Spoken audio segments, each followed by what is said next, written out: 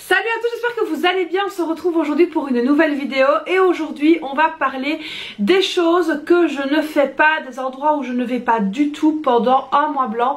Et là à ce niveau là je suis quand même assez stricte et j'essaye vraiment de ne pas déborder, de ne pas me laisser aller, de ne pas succomber à la tentation des achats compulsifs, parce que oui, vous le savez, je vous l'ai déjà dit, je suis une ancienne acheteuse compulsive. Alors parfois ça arrive que j'ai encore des petits élans comme ça où j'ai envie d'aller dépenser mon argent pour rien du tout. Si je suis fatiguée, si je suis pas trop bien, si je suis un peu déprimée, etc. C'est vraiment à ce moment-là qu'il faut faire hyper attention. Mais pendant le mois blanc, j'essaye vraiment de me tenir sur mes rails et de ne pas faire tout ça. Donc je vais vous énumérer ici les petites choses que je ne fais pas. Alors dites-moi ce que vous vous interdisez de faire durant le mois blanc. Donc je vous ai déjà fait moi une première vidéo où j'ai mes indispensables, un petit peu comme tout le monde dans la vie quotidienne, vie de maman, etc. Et ici on va parler vraiment des choses que je ne fais pas. Donc dites-moi dans les commentaires quels sont vos indispensables et les choses que vous ne faites pas.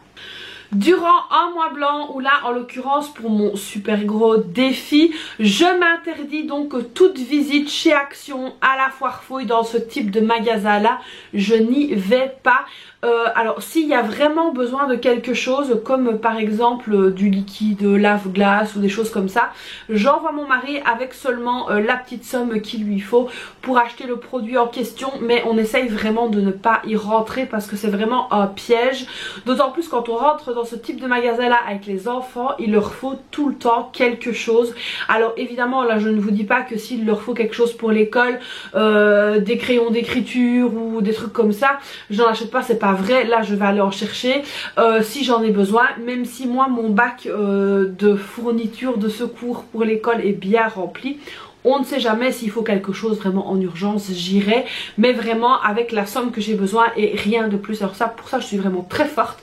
Moi j'arrive à rentrer chez Action et à ressortir parfois même les mains vides, mais ça demande quand même pas mal de prise de conscience, de prendre sur soi. C'est vraiment hallucinant comme ce type de magasin peut nous pénétrer le cerveau. Alors là j'ai vu en scrollant bêtement sur TikTok, parce que j'ai vraiment du mal avec cette application, qu'il y avait une collection Ramadan qui était arrivée chez Action. Je ne sais pas si c'est arrivé dans le mien ou pas, et ne me le dites pas dans les commentaires, je veux pas le savoir. Donc pour les personnes qui savent où j'habite, non, ne me dites pas dans les commentaires, je veux pas le savoir. Parce que c'est vrai que voilà, j'aime bien d'acheter des petites choses pour le Ramadan, des petites décos, etc. Mais j'ai dit que je n'en achèterai pas cette année parce que j'ai encore largement ce qu'il me faut. Donc on ne succombera pas à la tentation, c'est non.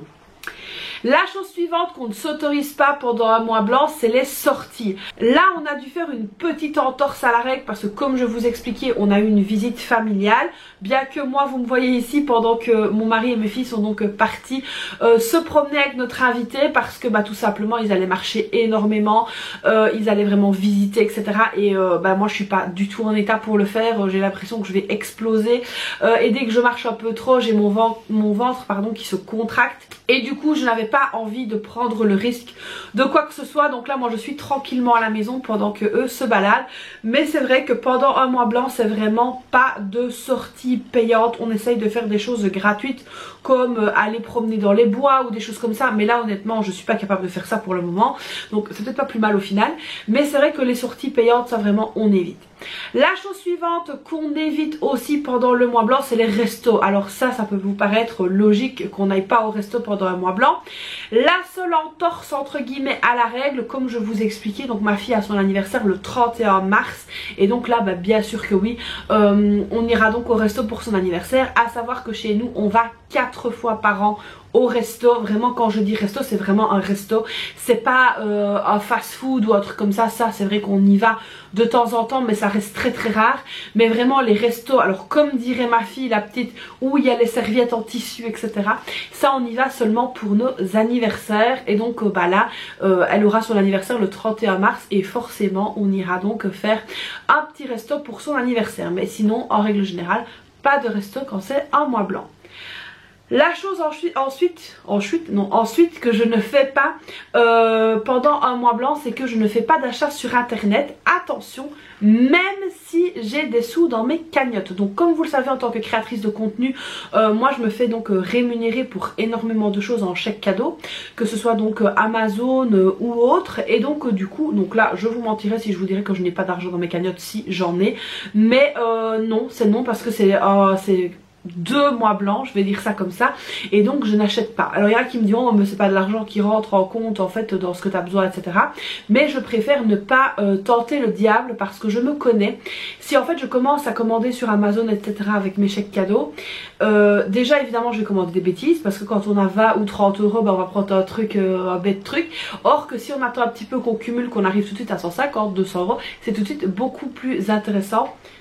Et c'est donc tout de suite un achat plus conséquent et un meilleur achat au final. Donc du coup là, pendant les mois blancs, même si j'ai des sous dans ma cagnotte, je ne fais rien du tout.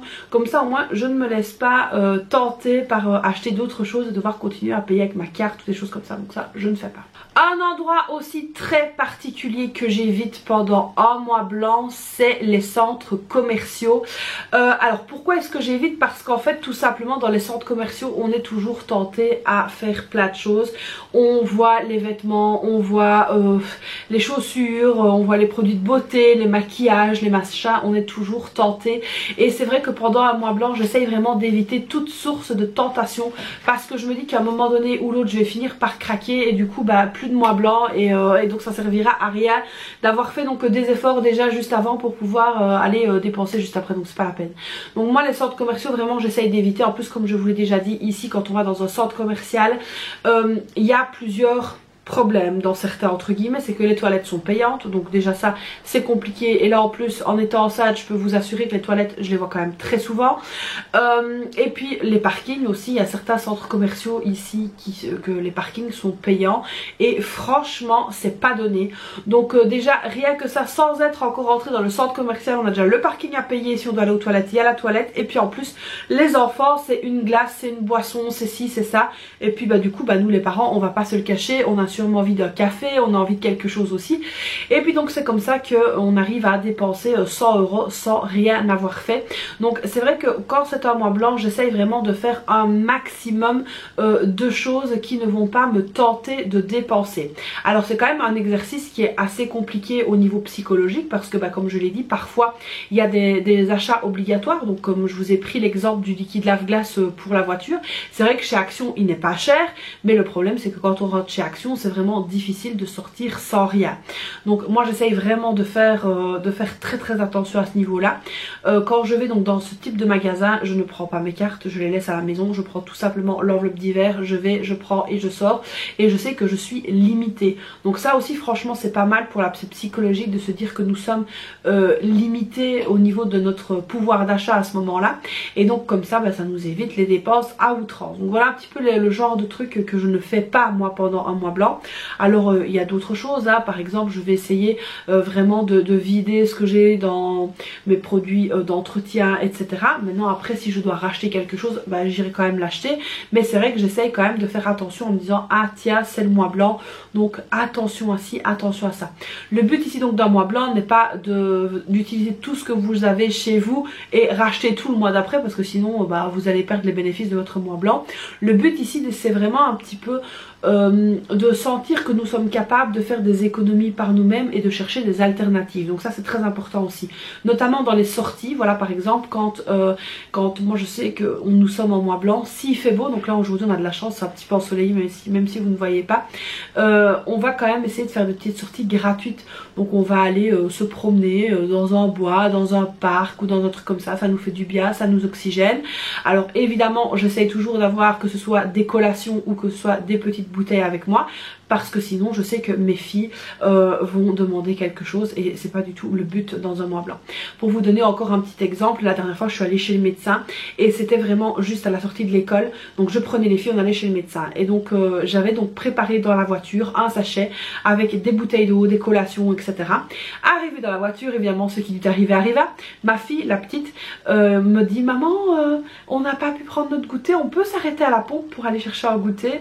Donc à la pompe à essence qu'on a près de chez nous, nous il y a un poids à boulangerie et puis il y a aussi tous les chocolats, les machins, etc. Et là-dessus moi j'avais prévu et donc je lui ai dit non, c'est le mois blanc et donc j'ai tout ce qu'il faut, j'ai les collations que tu aimes, j'ai des fruits parce que j'avais vraiment fait plein de choses dans ce petit sachet, j'ai des bouteilles d'eau, etc. Donc non, et je vous ai même pris des jus, donc voilà, c'est pas la peine d'aller dépenser notre argent. Et de là même mon mari il était content parce qu'au final on a pu tous prendre notre petit goûter dans la voiture avant d'aller chez le médecin, donc c'était pas mal. Donc ça pour vous dire que pendant le mois blanc il faut quand même essayer de ruser, d'avoir des astuces pour éviter de dépenser sans pour autant frustrer, comme je l'ai déjà dit, entre guillemets les enfants, mais en prenant conscience qu'il y a moyen de ne pas trop dépenser.